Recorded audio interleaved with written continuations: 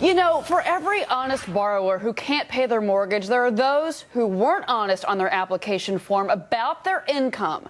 Joining us now from Stamford, Connecticut is Steve Habits, president of Threshold Mortgage, and in Irvine, California is Dani Babb, real estate analyst, professor, and author of The Accidental Landlord. Dani, I want to start with you because a lot of finger pointing has gone towards Wall Street, but the mortgage industry is the one who handed out these loans. There's been a lot of criticism of appraisers. What do we need to change in the mortgage business, Dani? Yeah, that's a great question, and thanks, Cheryl, for having me on about this. What we need to do is not do an opposite swing, which is what's unfortunately happened.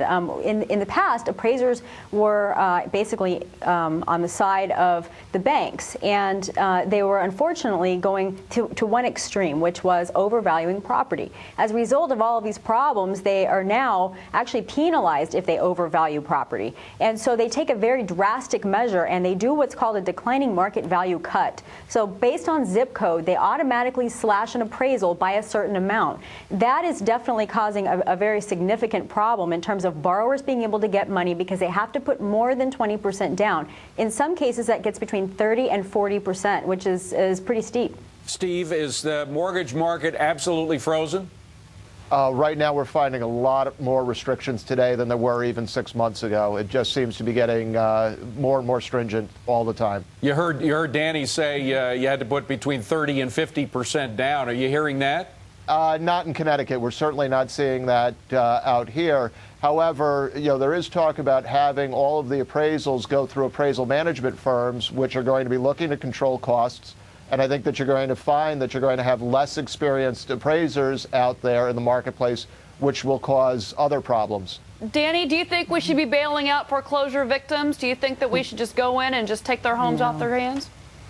I don't. I read through the draft of this bill, and in Section 109, the government actually says we will use our power, their newfound power, as owners of these assets, and particularly mortgage-backed securities, to help aid existing homeowners who are having trouble. And, this bill actually goes a little further than the previous ones in terms of bailouts, and that is it extends to multifamily housing. Now, it doesn't specifically include investors, but it doesn't exclude them either, and we know that most multifamily homes are owned by investors.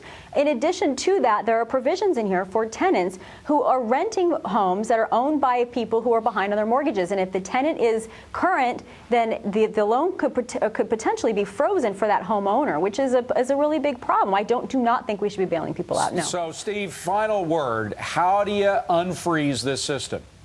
You hold people responsible for their actions. For homeowners that misstated their income on the application is very simple. There's an acknowledgement on the application that says that what you've stated on it is true and accurate, and if not, you're subject to Section 18 of the U.S. Commercial Code. You've basically committed bank fraud if it's not accurate. You pull their tax return, you pull their mortgage application, you say, Mr. and Mrs. Borrower, would you like tax fraud or would you like bank fraud? Take your pick. Steve Habits, Dani Babb. Guys, we're going to leave it there because we just pulled Dagan McDowell off a phone call.